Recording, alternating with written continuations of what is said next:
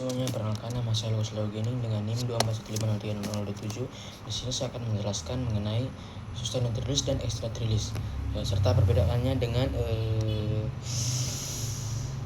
controlled release.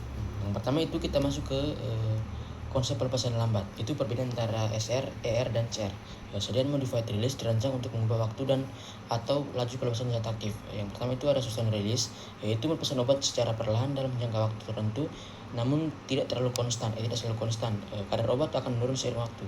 Yang kedua ada extended release, itu istilah umum yang untuk sediaan yang memperpanjang durasi kerja obat sehingga frekuensi pemberian dosis berkurang, misalnya dari 3x1 menjadi 1x1.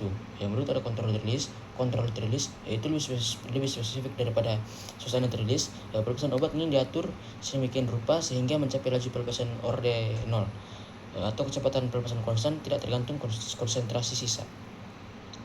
Yang berikut ada tujuan dan keuntungan, itu menjaga kadar terapeutik obat tetap stabil dalam darah, yaitu menghindari efek puncak lembah, dan meningkatkan kepatuhan pasien serta mengurangi efek samping sistemik. Yang berikut ada prinsip reformulasi. Sebelum membuat sediaan lepas lambat, parameter fisikokimia zat aktif harus dinilai. Yang pertama itu ada kelarutan. Itu idealnya memiliki kelarutan moderat. Jika terlalu larut, sulit menahan pelepasannya.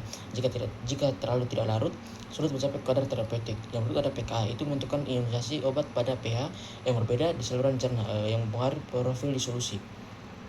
Yang berikut ada permeabilitas. Obat harus memiliki kemampuan menembus membran biologis yang baik sepanjang saluran cerna, waktu paruh atau T,5.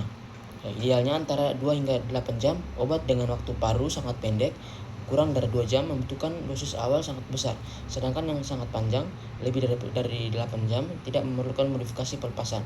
Yang berikut ada kebutuhan farmakokinetik, itu menilai profil absorpsi dan eliminasi untuk menentukan loading dose atau dosis awal, dan maintenance dose atau dosis pemeliharaan.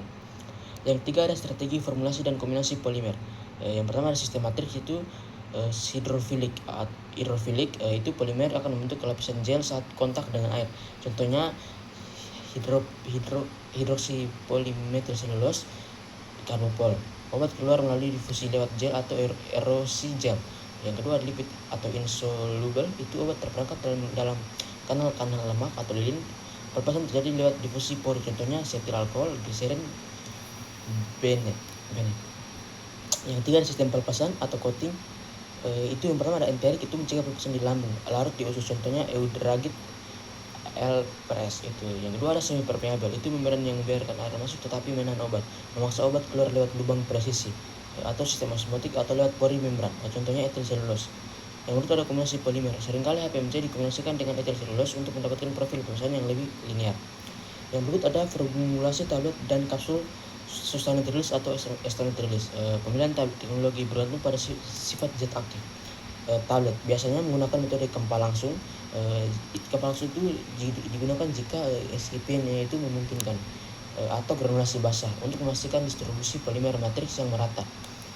Yang kedua ada kapsul, itu umumnya diisi dengan multipartikular sistem, pelet atau granul kecil yang masing-masing dilapisi.